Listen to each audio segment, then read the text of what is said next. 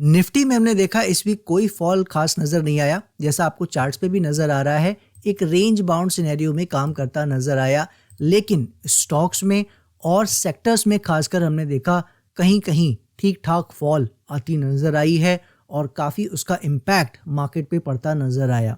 तो ये जो पैनिक जो लगातार मार्केट में हो रहा है उसका क्या मीनिंग है, और अब हमारी जो जर्नी ये जो बजट से पहले की, अब बिल्कुल सब मामला सेट दिख रहा है, स्टेज सेट दिख रहा है, क्या उसका मतलब है, सभी चीज़ों की आज बात कर लेते हैं।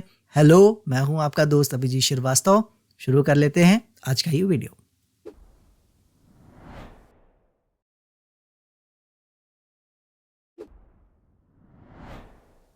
स्टॉक्स में तो हमने देखा कि इस वीक कई जगह पे हमें एक्सीडेंट्स देखने को मिले हैं और उसका इम्पैक्ट भी पड़ा, कई लोगों के पोर्टफोलियो पर भी पड़ा होगा आई बिलीव।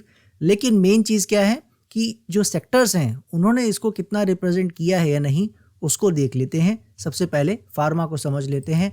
फार्मा सेक्टर पे आते हैं तो हमें नज़र आता है कि यहाँ पे अभी ऐसा कोई ख़ास बदलाव नहीं है, वो उसी रेंज में काम कर रहा है जिसमें लास्ट वीक काम कर रहा था। तो इसमें कोई ख़ास प्रॉब्लम अभी फ़िलहाल नहीं आई है, सपोर्ट हमारे इंटैक्ट हैं। मेटल की बात करें हम तो मेटल में जैसे मैंने कहा था ऑलरेडी ऑलमोस्ट इसने कंफर्म कर दिया है कि इसमें प्रॉब्लम आ रही है, लेकिन हमने देखा कि जो बेनिफिट ऑफ डाउट हमने उसको दिया था अभी तक उसकी रिस्पेक्ट करता नज़र आ रहा है। एक ठीक ठाक चाल हमें इसमें देखती नज़र आई है और अच्छी बात यह है कि अपने रेजिस्टेंस के आसपास ही आ गया है। तो इसका मतलब आपको पता ही है कि या तो ये अगर अच्छा करना है तो अच्छा करना है, वरना जितना ऊपर चाल आनी थी एज ए बाउंस वो आ चुका है। अब या तो गिर जाएगा या तो अच्छा कर जाएगा। तो क्या करना चाह रहा है, अब बहुत जल्दी मेटल सेक्टर भी हमें क्लियर करने वाला है। ठीक है, तो देखते हैं क्या करता है। रेजिस्टेंस के आसपास तो आ ही गया है। अब देखते हैं एनर्जी की बात करें तो एनर्जी में दूर रहते आ रहे हैं, दूर रहना है, कोई टाइम इसमें वेस्ट नहीं करेंगे। रेंज आपको नज़र आ रही है। आईटी जो हमने बात की थी कि सपोर्ट के आसपास आ रहा है, अभी इतनी बड़ी प्रॉब्लम नहीं है, लेकिन जो यहाँ से एक करेक्शन हम लोग ऊपर एक्सपेक्ट कर रहे थे वो थोड़ा नीचे आ रहा था। हमने देखा कि वो जैसे आया था वैसे ही ऊपर जाने की फ़िलहाल कोशिश कर रहा है। कल को कोई प्रॉब्लम बढ़ेगी तो बात करेंगे। अभी तक सब कुछ सेफ जोन में है, ओके जोन में है। एक्सपेक्टेड जो करेक्शन होनी चाहिए थी वो हो रही है, आपको पता है। यही हमने बात कर ली थी कि इसमें एक्सपेक्टेड है एक करेक्शन और वो अब आ रही है। ठीक है, ऑटो की बात करें तो दूर रहना है, जैसे हमने एनर्जी में बात कर रखा है, इसलिए आपको इनमें कोई सपोर्ट्स आपको नज़र नहीं आएंगे। हम इसमें कोई सपोर्ट फिलहाल अभी एक्सपेक्ट नहीं कर रहे हैं जब तक कोई अच्छा एक्शन हमें दिख ना जाए। एफएमसीजी भी उसी कैटेगरी में आता है। ये जो ट्रियो है हमारे, एनर्जी, एफएमसीजी एंड ऑटो, इन तीनों में अभी तक कोई क्लैरिटी आप देख रहे हो नहीं आ रही है। तीनों एक रेंज में काम कर रहे हैं, सो एज इट इज़ दूर रहना है इनसे। पीएसयू बैंक की बात करें तो जैसा इसमें भी हमने बेनिफिट ऑफ डाउट दिया था, हालांकि इसमें देना ज़्यादा पड़ा नहीं था, इसमें उतनी क्लैरिटी भी नहीं आई थी, मगर आप देख पा रहे हो इसका फ़ायदा इसने ज़्यादा अच्छा उठाया है। इवन मेटल से ऊपर पूरे अच्छे तरीके से लेवल के ऊपर आ गया है। अब इसको कंटिन्यू रख पाता है क्योंकि डेंजर जोन से तो बाहर नहीं है, अभी भी ये सपोर्ट के ही आसपास है, कोई ऊपर चाल तो नहीं आ गई है, राइट। तो जो चार्ट्स पे दिख रहा है अभी भी कि वो जाना चाहे नीचे तो जा सकता है। अब हमें क्लैरिटी क्या हो गई है, लोज मिल गए हमें, अब इसके नीचे जाने का कोई भी मतलब नहीं है। इसके आसपास आके जाना चाहे ऊपर तो वो हो सकता है, लेकिन इसके नीचे अब जाने का कोई भी मीनिंग नहीं है, ये याद रखिएगा। तो पीएसयू बैंक भी अब जल्दी ही बताने वाला है कि ये क्या चाह रहा है। रियल्टी की बात करें, रियल्टी ने एक सबसे बड़ा प्रॉब्लम इस वीक कर दिया है। उसने क्लैरिटी दे दी है कि उसमें कहीं ना कहीं एक प्रॉब्लम आ रही है और उसकी शुरुआत ये कह रहा है कहीं ना कहीं हो रही है। तो इसका एक ही मतलब है, जैसा हमने सभी सेक्टर देख लिए हैं, आप ये समझ लीजिए सेक्टर्स इस वीक अपना रोल दिखाते नजर आए हैं, जिसकी थोड़ी अभी देर में हम बात करेंगे कंक्लूजन में। लेकिन जो रियल्टी शो कर रहा है वो ये साफ कह रहा है कि इसको अब बहुत जल्दी ऊपर आ जाना चाहिए अगर इस चीज़ को फॉल्सीफाई से करना है तो, वरना कंफर्मेशन इसने दे दी है। मेटल वाला बेनिफिट ऑफ डाउट भी इसमें नहीं है। अब इसका एक्शन ही इस चीज़ को अब फॉल्सीफाई करेगा कि अब ये नीचे जा रहा है या कुछ प्रॉब्लम में जा रहा है। जब तक अब ये ऐसी चाल नहीं दे देता है, अब इसके पास अच्छा करने का और कोई रास्ता नहीं है, सिर्फ ये आखिरी रास्ता इसके लिए बचा है। तो हमने देखा सेक्टर्स में ऐसा कुछ अच्छा तो हुआ ही नहीं, उल्टा कुछ ना कुछ दिक्कतें ही दिख रही हैं। खासकर रियल्टी हमें वो दिखा रहा है। क्या मतलब है, कंक्लूजन में इसकी बात करेंगे और पहले चार्ट्स देख लेते हैं क्या हो रहा है, कहाँ पे बात कर लेते हैं सबसे पहले डाउ जोन्स की। डाउ जोन्स में आ जाते हैं ग्लोबल मार्केट में, तो इसको डेली चार्ट में कर लेता हूँ। इसलिए आप ये दिख रहा होगा आपको अब कि हम जो बात कर रहे थे कि जहाँ से इसको अच्छा करना चाहिए, आपने देखा अब ट्रम्प साहब भी आ गए हैं अपनी सीट पर और उसका अभी तक तो पॉजिटिव इम्पैक्ट ही दिखा है। लेकिन फिर वही बात है, इवेंट है, ये इवेंट कुछ दिन का ही अपना सेलिब्रेशन होता है, वो हो गया, मेरे हिसाब से हो गया। अब क्या करेगा ये, कैसे करेगा, यही हमें अब यहाँ से स्टडी करना है, रीड करना है। फिलहाल अभी तक आप देख ही रहे हो, जब तक चार्ट पे ही कोई प्रॉब्लम ना आए हम पहले ही उसकी बात करने लगे, ये तो वही बात हो गई कि जो लोग नीचे से करते चले आ रहे हैं बार बार कि अमेरिका में प्रॉब्लम है और रिसेशन आ रहा है, वही बात हो गई, राइट। तो अभी हम उसकी बात नहीं कर सकते। ओवरऑल आप देख रहे हो डाउ जोन्स बढ़िया काम कर रहा है जब तक लेवल्स इंटैक्ट हैं, इसीलिए एकदम पास का लेवल दे रखा है। जब तक ये लेवल होल्ड कर रहे हैं तब तक कोई इशू नहीं है। नैस्डैक की बात करें, वो अपना उसी रेंज में काम कर रहा है, आप देख रहे हो चार्ट्स पर, यहाँ पे कोई ऐसी खास बात नहीं है। सपोर्ट भी आप देख रहे हो जो हमने दे रखा था कि अर्ली साइन मिल जाएगा कि ये नीचे जा रहा है, वो भी अभी कहीं तक ब्रेक आप देख रहे हो नहीं कर सका है, अभी तक होल्ड कर रहा है। रसल की बात करें, रसल भी ठीक ठाक काम कर रहा है, थोड़ी बहुत चाल ही आती नजर आई है, ज़्यादा परेशानी इसने हमें नहीं दी है, अभी तक कोई इशू फिलहाल नहीं है। कैक की बात करें तो ये रहा आपके सामने रिजल्ट, बहुत ही शानदार चाल देता नजर आ रहा है।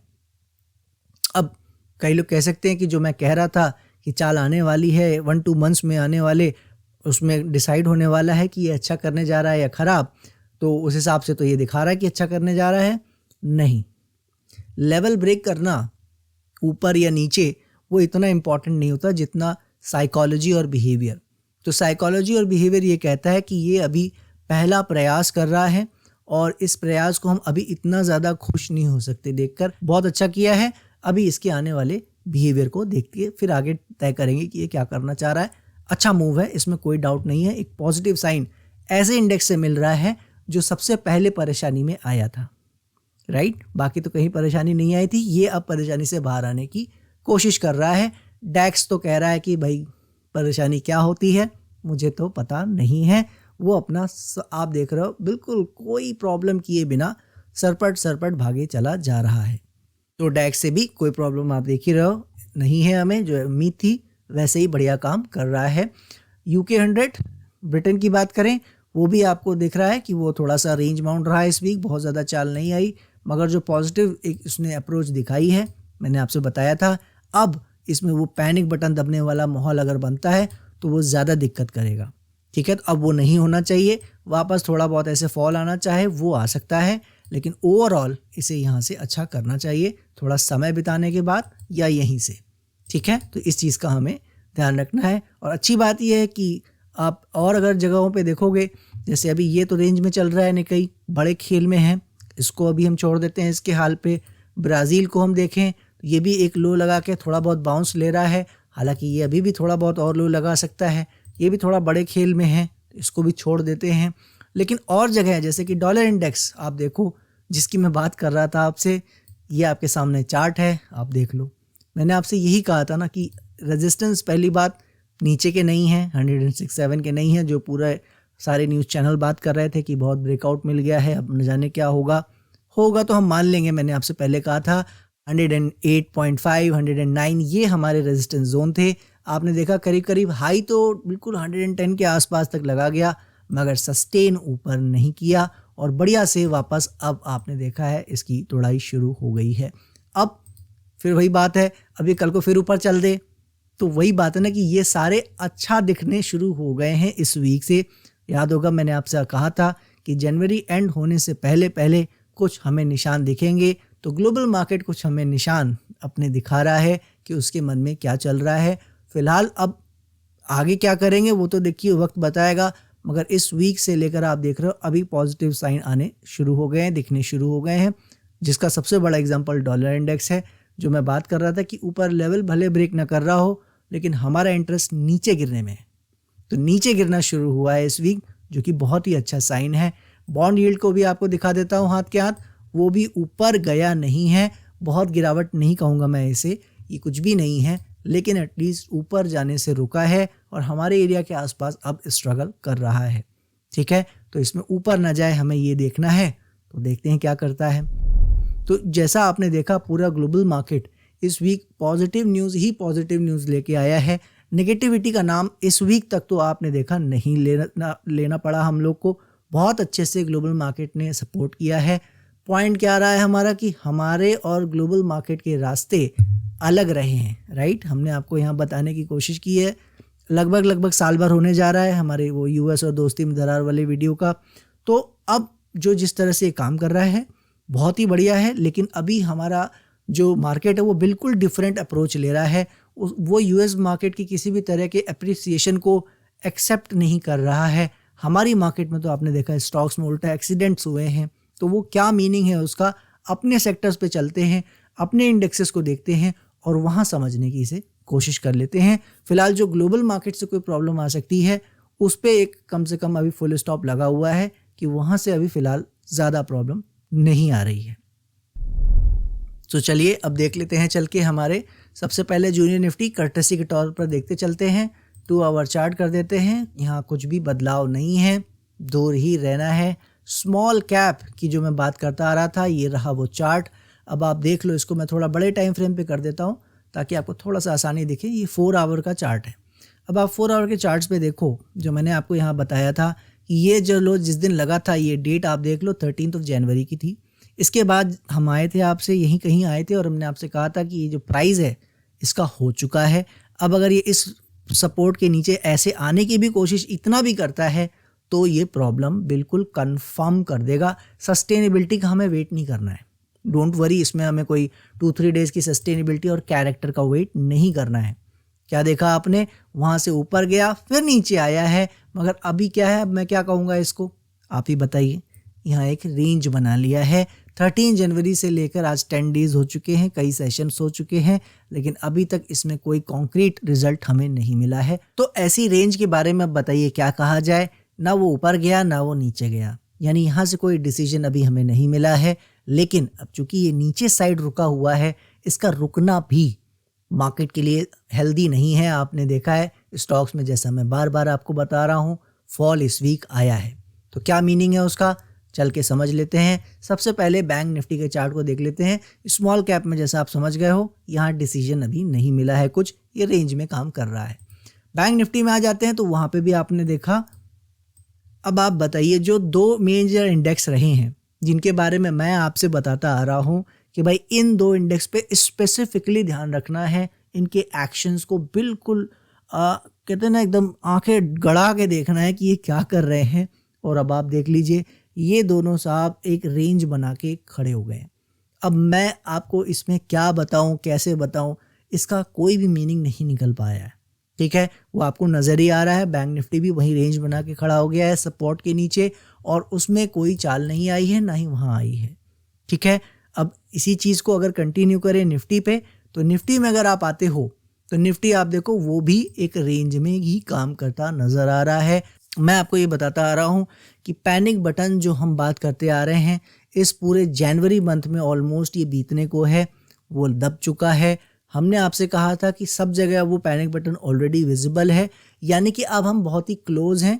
हफ्तों भी नहीं लगने वाले हैं, कुछ दिन में हमें ये पता लग जाएगा कि ये प्रॉब्लम यहीं पे ख़त्म हो रही है, बॉटम लगने वाला है यहीं कहीं, या हमें कोई बड़ी प्रॉब्लम का सामना करना पड़ेगा जो शायद 2025 भी खा जाए।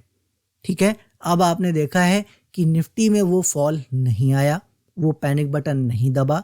और अब आज का जो निफ्टी को लेकर सबसे पहले अपडेट आपको बता दूं, इसमें अब पैनिक बटन दबने को जगह नहीं है।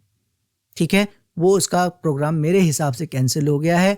अब बजट के कारण वोलेटिलिटी हो जाए, उसमें कोई लो और हाई लगा ले, तो देखिए वो मैं उसका नहीं जानता कि वो क्या सरप्राइज़ लेकर गवर्नमेंट आ रही है, उसमें क्या होगा वो मुझे नहीं पता है। बट अब इसमें वो जो सरप्राइज़ एलिमेंट था वो कहीं ना कहीं अब वैनिश हो चुका है। वो अब ये नहीं कर पाए हैं, उसको कामयाब नहीं कर पाए हैं, तो अब इसके पास ज़्यादा रोड बची ही नहीं है। ठीक है, जो ब्रॉडर मार्केट में मैं आपको बताता आ रहा हूँ कि हमें यहाँ से एक क्लैरिटी मिलनी है, उसमें हम कुछ एक चौराहे पे हैं जहाँ से कुछ एक रोड बची है जिसमें इसको रास्ते चूज़ करने हैं। अब आप समझ लीजिए इसके पास वो रास्ते भी अब बचे ही नहीं हैं। तो अब क्या बचा है, वो अब आज इसे समझ लेते हैं। अब इस बात की शुरुआत करते हैं सेक्टर्स से। सेक्टर्स जो है इस वीक आते आते उन्होंने एक चीज़ हमें रियलाइज़ करवा दी है, जितना पैनिक बटन की कहानी उसमें होनी थी, जितना फॉल स्टॉक्स या सेक्टर्स में आना था वो आ गया है।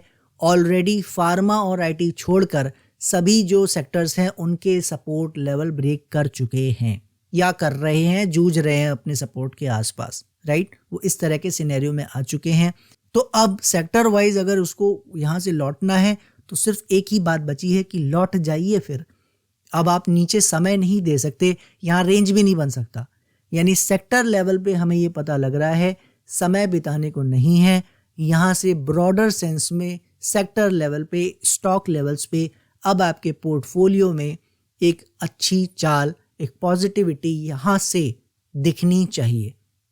मैं दिन नहीं बता सकता, तारीख नहीं बता सकता, मगर अब यहाँ से दिखनी ही चाहिए। वहाँ पे अब कुछ इफ बट नहीं है। निफ्टी में क्या मैनिपुलेशन होना है वो हम देखते रहेंगे, उसको बात कर रहे हैं अभी और आज का भी अपडेट बताएंगे।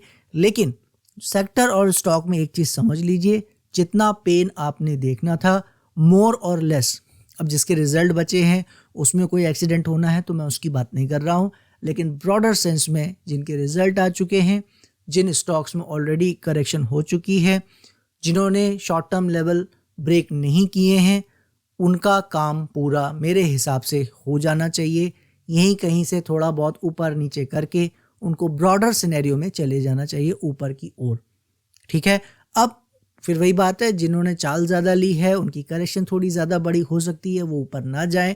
वो स्टॉक स्पेसिफिक, जैसा मैंने आपको पहले भी कहा है, कई स्टॉक ऐसे हैं जो ऊपर की ओर जाने की कोशिश तो करेंगे, वो दिखाएंगे कि ऊपर जा रहे हैं मगर जाएंगे नहीं। ये मैंने आपको पहले भी बता रखा है, राइट। तो वो उनकी बात मैं नहीं कर रहा हूँ, मगर ब्रॉडर सेंस में आपको यहाँ से एक ठीक ठाक चाल सेक्टोरल बेसिस पे देखने को मिल सकती है। इसको पहले नोट कर लें।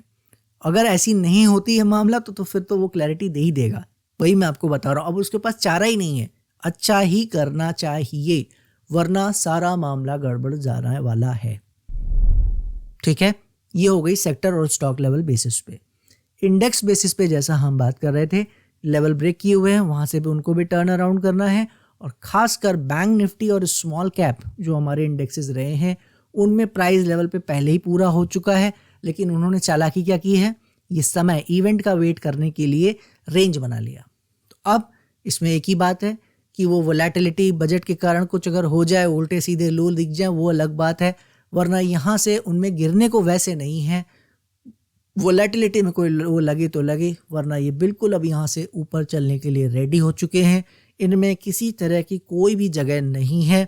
और ये जगह नहीं का मतलब मैं क्या बोल रहा हूँ कि अच्छा करना ही चाहिए इनको भी। अब अगर ये भी अच्छा नहीं करेंगे, यहाँ से समय बिताने की कोशिश करेंगे, याद रखिएगा, तो ये भी पॉजिटिव कैटेगरी में नहीं आएगा। यानी सेक्टर्स, स्मॉल कैप और बैंक निफ्टी, जिन पे हम दोनों पे ज़्यादा आपको फोकस करने की बात करते आ रहे हैं, वो भी एक बात क्लियर कर रहे हैं, समय खत्म हो गया है और अब इनको अच्छा करना ही चाहिए अगर मार्केट को बड़ा प्रॉब्लम नहीं करना है तो, ठीक है। तो ये आपको आज के वीडियो में समझाने का मकसद ये है। आई होप आप समझ रहे हो कि मैं किस पॉइंट पे आ चुका हूँ। बिल्कुल समय नहीं बचा है, इसके पास कोई रास्ता भी नहीं अब बचा है। वो एलिमेंट ऑफ सरप्राइज जो पैनिक बटन इसको दबाना था वो भी अब नहीं बचा है।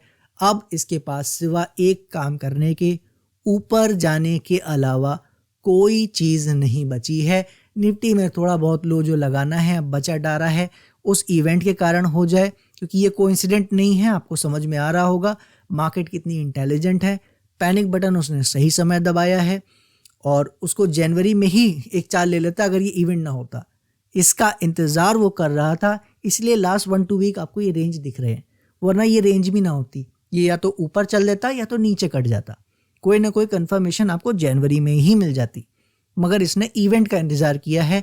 इसका मतलब, इसकी संभावना है, याद रखिएगा, मैं तो नहीं जानता बजट में क्या है, आई बिलीव कोई नहीं जानता है, ज़्यादातर लोग नहीं जानते हैं, लेकिन मुझे लग रहा है कि शायद बजट में या तो कुछ ऐसा अनाउंस होने वाला है जो कि इस मार्केट को अच्छा या ख़राब कर देगा, और या तो फैब मंथ मार्केट ने चूज़ कर रखा है किसको यहाँ से कुछ धमाकेदार करना ही है। अब वो धमाकेदार क्या है वो तो वक्त बताएगा, अच्छा है या ख़राब है। तो बस अपनी सीट बेल्ट तैयार रखिए, अपने जो आपके पास अगर कैश है तो उसको संभाल के रखिए। एज एन इन्वेस्टर नहीं है, सब लगा के रखा है, तो अपनी होल्डिंग को हमें कब डाउन साइजिंग करना है उसकी बात हम यहाँ ज़रूर करेंगे। थोड़ा अभी पेशेंस रखना है, कम हो रहा है मुझे मालूम है, हमारे भी हो रहे हैं, याद रखिए। ऐसा किसी का नहीं कि नहीं हो रहा है कि मैं निकल गया, वो मैं स्मार्ट वाली और स्मार्ट वाली बातें आपको पता है यहाँ नहीं करता हूँ। रियलिटी की बातें हम लोग करते हैं यहाँ। हम लोग के भी पोर्टफोलियो हैं और मुझे कोई दिक्कत नहीं रही है। मैंने आपको हमेशा बताया है कि भाई अगर आपका जो पोर्टफोलियो है टॉप पे आप नहीं निकल सकते, बॉटम पे आप ले नहीं सकते, थोड़ा बहुत आपको वो कष्ट झेलना पड़ता है। उसके बाद आप कम से कम थोड़ा बहुत डाउन साइजिंग कर सकते हो, वो एक समय आता है। और आशा करता हूँ कि हमारा ये चैनल आपको पूरी मदद कर पा रहा होगा। आप हमारे एनालिसिस को, हमारे वीडियोस को पसंद कर रहे होंगे। अगर अच्छा लग रहा है इसे दूसरों से शेयर करना मत भूलिएगा, इसको लाइक करना मत भूलिएगा। और अब तक अगर आपने सब्सक्राइब का बटन नहीं दबाया है तो उसको दबा लीजिएगा। हर वीडियो आपको समय पे पता लगता रहेगा। और सबसे बड़ी बात यह है कि किसी स्टॉक में कोई डिलेमा है कि उसमें क्या लग रहा है क्या नहीं, तो टेलीग्राम हमारा ग्रुप और चैनल फ्री ऑफ कॉस्ट है। डिस्क्रिप्शन बॉक्स में लिंक दिया हुआ है उसको ज्वाइन करके आप वहाँ पे स्टॉक्स के बारे में पूछ सकते हैं। मैं वहाँ कोई रिकमेंडेशन नहीं देता हूँ, जैसा आपको पता है कि हम कोई सेबी रजिस्टर्ड एनालिस्ट नहीं है, लेकिन उसमें हमारी सोच क्या होनी चाहिए, कैसी होनी चाहिए, उसकी बात हम वहाँ ज़रूर करते हैं, short term medium term trend के तौर पर। दीजिए मुझे इजाज़त, नेक्स्ट वीक फिर मिलते हैं, तब तक के लिए जय हिंद जय भारत।